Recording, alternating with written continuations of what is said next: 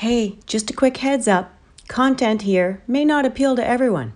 If you don't resonate with what's shared here today, that's okay. We all have our own journey in life, so please respect our shit and we'll respect yours. Welcome to the On Your Own Shit Show, where we talk about how your mind and body affect your whole health. I'm Lisa. And I'm Andrea, and welcome back. And if you want to know more about us, check out the links below. And this week, so last week we talked about fall miasm, the chronic miasm that, we all carry to some degree or another and how it may affect you. And this week we're going to kind of continue on, I guess, and talk about, we wanted to talk about fall chaos and, getting back into routines, getting away from the carefree summer and back into reality, if you will. Yeah. And how that stress and chaos then just, it's like we get back into that rat race, right? Yeah, especially people with kids. Absolutely. We want to talk about even fevers, because a lot of kids get fevers around now. Yeah, so with Sora, one of the things we talked about, digestion was a big part of it, and just general malaise. Malaise? Yeah, we talked about that last video.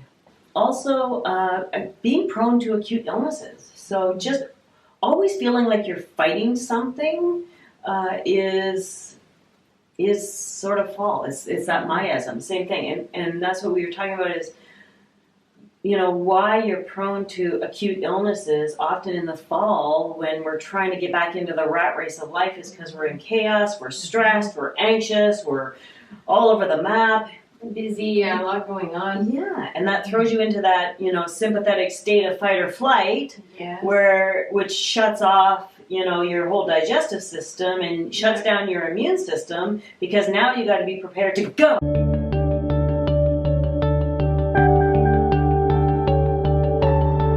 All right, where were we? We're back. Here we are. Yeah, so, okay. Ways to try and get out of chaos. Mm-hmm. Control what you can control and leave the rest. Exactly. Yeah. So I was telling the story about, regardless of how old your kids are, it's always good to take back that healthy control of what you can and what you can't do. I think that's a really important thing for moms to learn, and it took me a while to learn that life lesson. And I would call it a cancer state, which we've talked about, that whole doing for everybody else and not yourself. Yeah. And I'm not saying like forsaking everybody else. That's not what what we're talking about. But when it comes to fall and trying to get into a healthy routine with especially a family, it's really important to understand what you can do and what you can't do, and what your kids can do and what they can't do. Like I said, my daughter, knows how to cook and to clean and to do her laundry, and she doesn't need help because I taught her how to do all that. But early on, it's like what I can do and what I can't do is really important. Yeah, for sure. And you don't want to take on everything, just how you were saying that you used to do. And do the easier. whole, I'll just do it all, But my mom was like that, right? So it's how we discover, how we learn our belief structures is up being, how you're brought up and how they are, and then that's just what you learn. Owning your own shit, and taking back responsibility and doing your due diligence. What I've learned in my own process and healing is, doing your due diligence and making those changes and changing the things that aren't working to things that do work. You don't have to keep in the same habit and keep in the same patterning just because that's the way you were raised. If it's not working for you, change it. Something else. Exactly. Like, come on. Listen to me, come on. Exactly. Yeah, so you were talking about a big calendar. I think that's a really great one for families, so that you always know, this kid needs to be picked up at this time and what day and meals, Yeah, you don't want to leave a kid sitting on a corner. Well, exactly. I've done that. Oh. Yeah, it was not a happy day. Oh.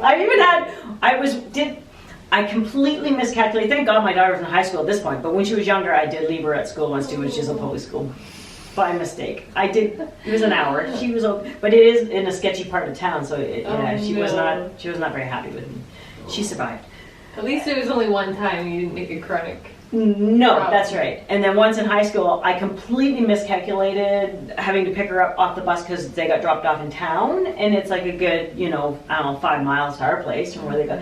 And I'm like, just finishing up with my client, and I'm coming out of my office in the house, and she's walking in, and she's all hot and sweaty in the fall. Oh, Again, no. chaos of fall, right? Yeah. I got too much on. You get too much on your brain. You're trying to do too many things. Yeah. And she comes in. I'm like, "Why are you home?" She goes, "Cause the bus dropped me off, and you didn't show up, so I walked home."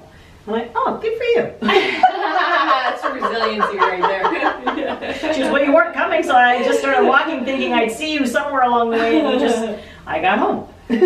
She owned her own shit that day. She did. She's like, I gotta do something. Exactly. I'm gonna walk. Yeah. So it's just, try not to get yourself overloaded. So that's why the calendar. Yeah. It is a good idea. It is a good idea. And taking time for yourself, scheduling yourself into that calendar, whether that's Yes. even just to have 5 extra minutes to deep breathe or read a book, or I don't think moms read anymore, but but something that you enjoy, because Yeah. that's really important. Or go for a massage. Yeah. Do something for you. Mhm. Even if it's once a week, exactly. Schedule Yeah. something that's just your time. Exactly. Yeah. When Kids are at school, you don't have to do this, you have time like on your lunch hour if you work, whatever. Mhm. Find that time for you. I like that. Exactly. Yeah. Or make that time. Yeah, don't find, make it. Yeah. Good call. Yeah, because otherwise then your immune system, it gets low, and then we were talking about fevers and how, kids get fevers and then we get sick if we're, run down because that fight or flight. Exactly. And then we get tired, and you actually mentioned that, a lot of parents think to just give their kid Tylenol for a fever, but actually we need that fever in our body to fight whether it's bacteria or a virus. Mm-hmm. And that 104 is... I believe it's 104. I have it written down in my notes at home. That's okay. Yeah, because when my kids were little, what we started to do, because good point, good bring. So if your kid's gets sick this fall, like many little kids do, because again, they have to build up their immune system somehow. Yeah. So yes, they get stressed, a little overworked. There's 10 other kids in their class are sick, and so yes, they are still building their immune system, and so they succumb. It is what it is.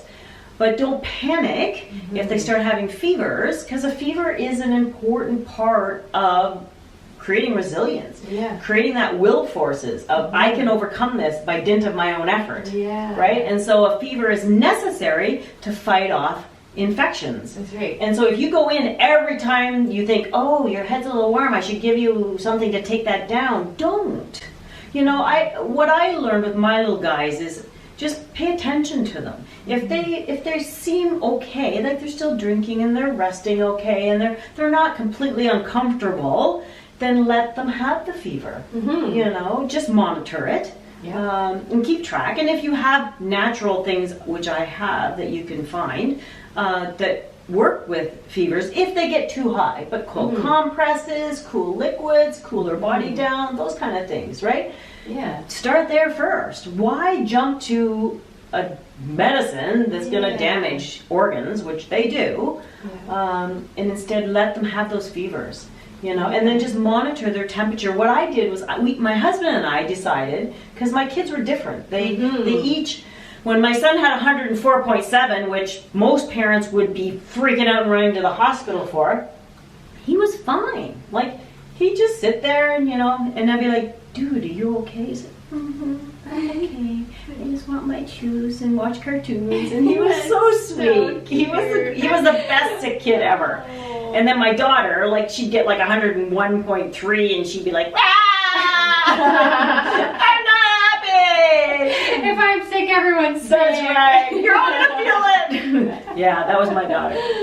Totally. Kids are different. They are. I was gonna say, because one, I can't remember which one has a higher resting. Yeah, so my son always had a higher body temperature to begin with. His metabolism is slightly higher. He's still as skinny as a stick. He has a high metabolism and runs a little hot. So what we started doing was I still have all the temperatures written in this book that we used when they were little. And so we started on a regular day-to-day. Every now and then we just, when they were normal, take their temperature. Yeah. Just to monitor. Oh, so Summer always kind of had a slightly lower body temperature normally than my son did.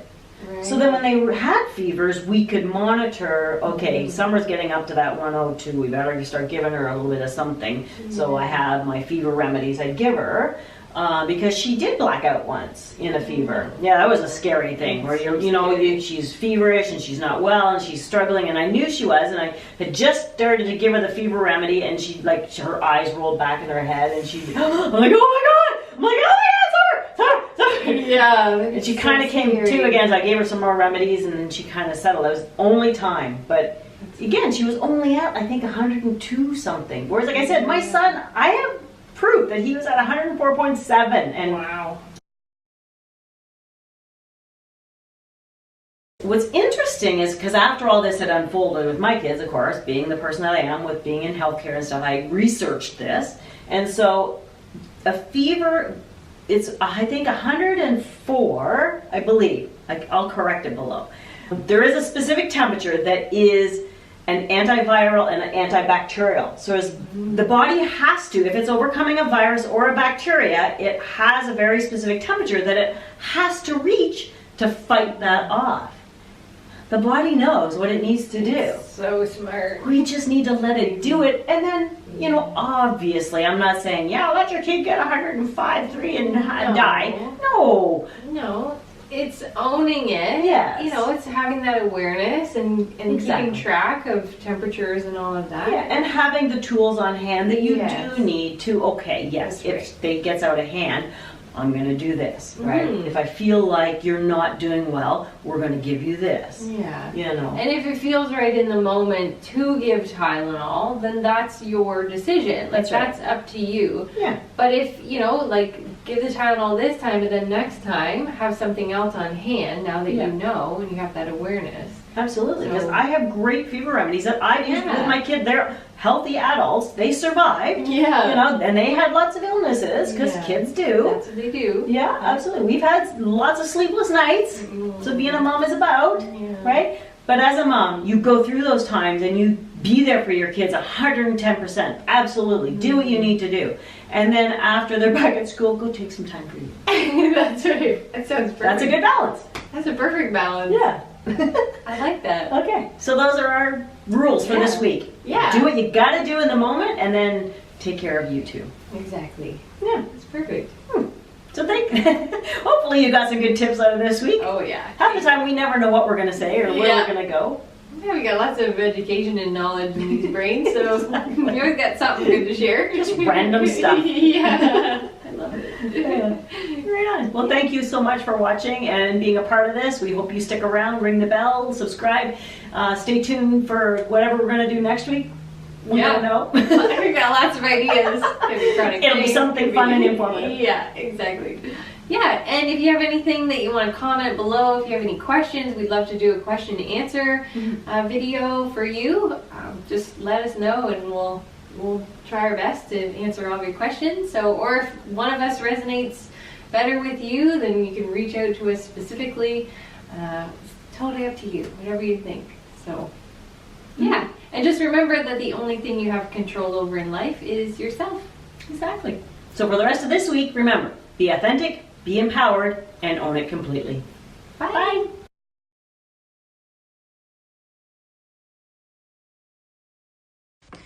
Don't forget to connect with us on your favorite social media sites so you can share your whole healthcare woes, wins, and other shit you'd like to discuss with us. Now, what the hell we're doing? What? What are you doing? How you doing? How you doing? How you doing? I feel like we need a chair dance. No. Okay, I'll chair dance. Okay. I'll cheer you on. Whoop, whoop. You go. You got this. Good job. Way to dance in that chair. I'll be the masculine in today. I'll just tap my foot. You'll be the wallflower.